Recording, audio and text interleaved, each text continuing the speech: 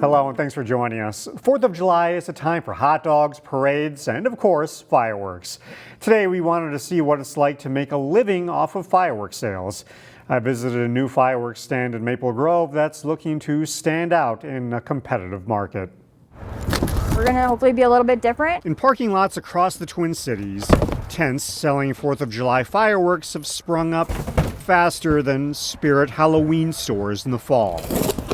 And in Maple Grove, so this is our fire lollipop, and this is a handheld fountain, and it's amazing. There's a new tent in the Kohl's parking lot that's vying for the attention of folks looking to celebrate America's birthday. Some other fountains here and smoke balls. With a few sparks and explosions. Usually over 4th of July, I always feel like it's a happy holiday and people are celebrating and having fun. And at least I always had really good memories growing up with the 4th of July. And Natalie Everhart and her boyfriend Kobe are the owners of Cherry Bomb Fireworks, which they describe as Maple Grove's first independently owned firework tent. We worked in this industry, I guess, for the last few years, and we decided that we could probably give it a go and be able to give people a more affordable option, I suppose, or just another option, more variety. This one's big. The couple got a loan from the bank, found a wholesale supplier, and created the Cherry Bomb brand all on their own. I wanted to get my logo tattooed on me. Natalie even got the logo tattooed on her arm. So I own all the rights to it, and I get it as a write-off now. So I never thought I would be able to write a tattoo off.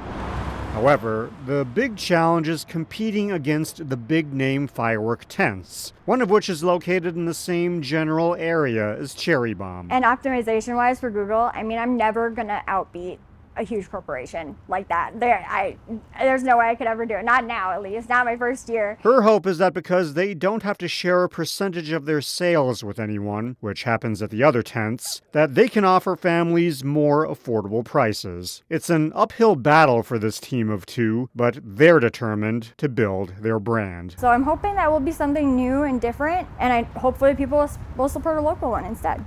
Cherry Bomb Fireworks plans to be open through July 6th.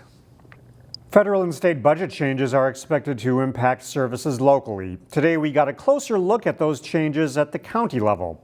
Today in Newsmakers, Shannon Slatton sat down with Hennepin County Commissioner Kevin Anderson to discuss that and more. I'm here with Commissioner Kevin Anderson of Hennepin County, representing the Maple Grove area, and he is the first elected official that we've had on the Newsmakers segment since the shooting death of the Hortman family and also the attack on the Hoffman family. How are elected officials right now processing this?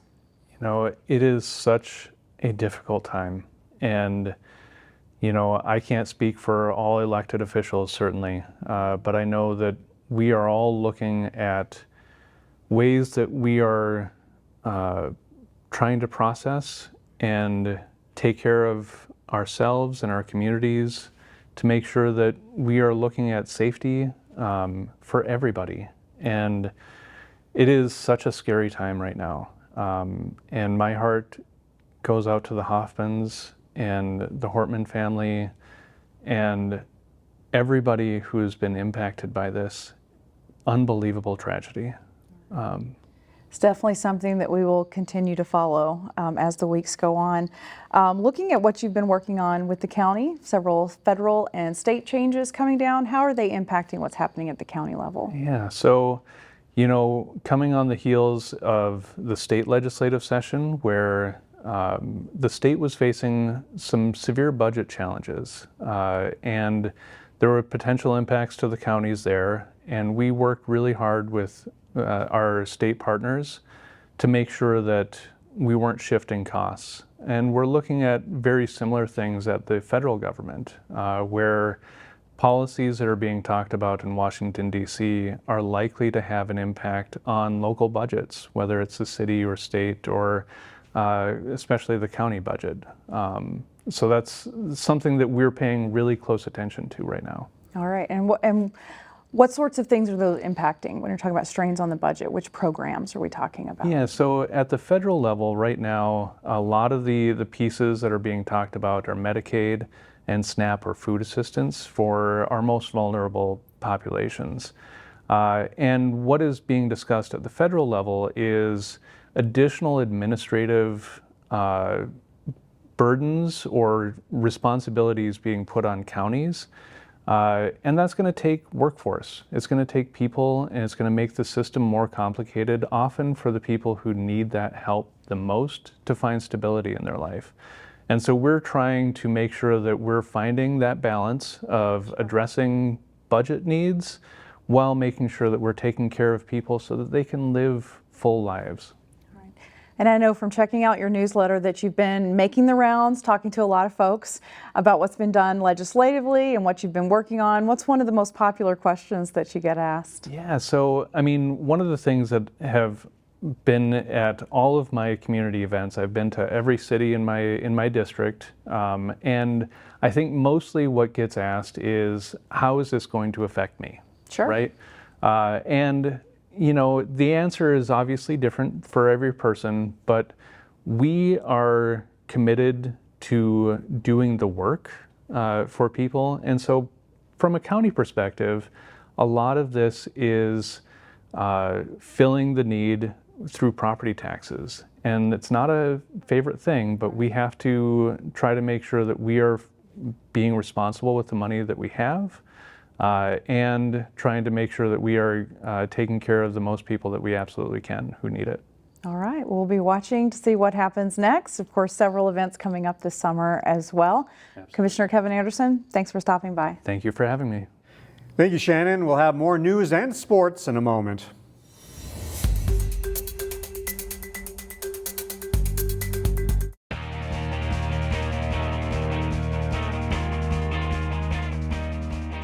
Over this holiday weekend, we're bringing you a CCX Sports Spotlight flashback from the spring season. Champlin Park Girls Lacrosse has been year in and year out one of the top programs in the area. In this Spotlight story from mid-May, Chaz Moots introduces us to two Rebels juniors who are very familiar with one another, and they're leading the charge for Champlin Park. Protecting the net for Champlin Park Girls Lacrosse is junior goalkeeper Paige Hagenbart. I love being a goalie. It's just like, it comes down to like you, and you just like that pressure, and I love the pressure of just being like the last line of defense.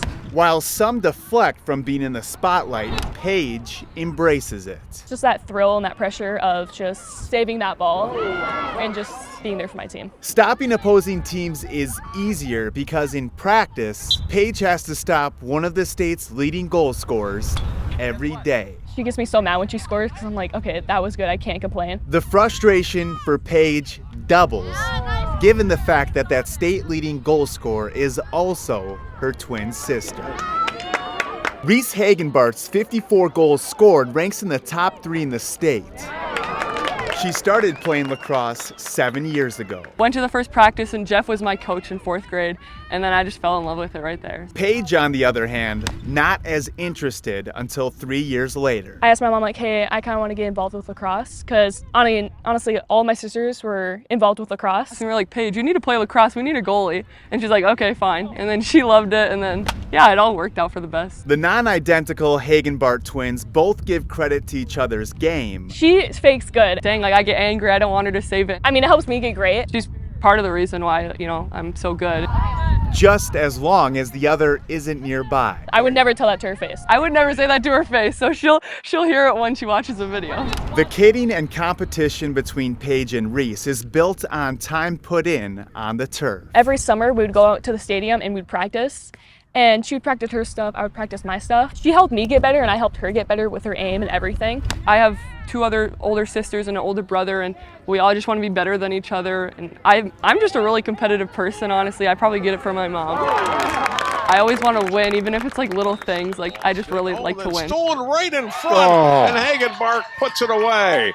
Hagenbart steals the clearing attempt by the goalie Click. Like many siblings, though, for the Hagenbart twins, behind the fierce competition is a caring compassion. We're always there for each other. I mean, like, if I'm down, and she always felt like she always just boosts me up. I feel like if I'm doing bad in a game, she's like, Paige, you're doing great, like, don't even like think that. And if she's down, I would do the same thing. Hagenbart to save. Wow. Well done. With playoffs right around the corner, the Hagenbarts and Rebels, who are 10-1 with 2 games left in the regular season, are hoping to peak come postseason. I think we really need to like keep focusing and like locking in practice and stuff and putting in all of our effort, and then we just need to like execute in games. But I do think we can, you know, win our section and go to state. Both Hagenbart started on the 2023 Champlin Park team that made it to state. The Twins hope this year will mark the second time a Rebel team has won a section title with Page in the cage and Reese in the crease. For the CCX Sports Spotlight, I'm Chaz Moots. Champlin Park reached the Section 5 final but lost to Maple Grove. The Hagenbart twins have already both verbally committed to play women's college lacrosse. The Page will be goaltending for Temple University in Philadelphia, while Reese is committed to play at the University of Akron. Thanks for watching and enjoy your holiday weekend. I'm Jay Wilcox. CCX Media, your source for great local programming, is available on Amazon Fire TV, Apple TV, and Roku. Our free app allows you to stream all 3 of our channels live. You also have access to a large on-demand library, including full sporting events and daily newscasts. To find us, go to the store, search CCX, and download our free app. Then sit back and enjoy all of your favorite local content. The CCX Media app, available on Amazon Fire TV, Apple TV, and Roku.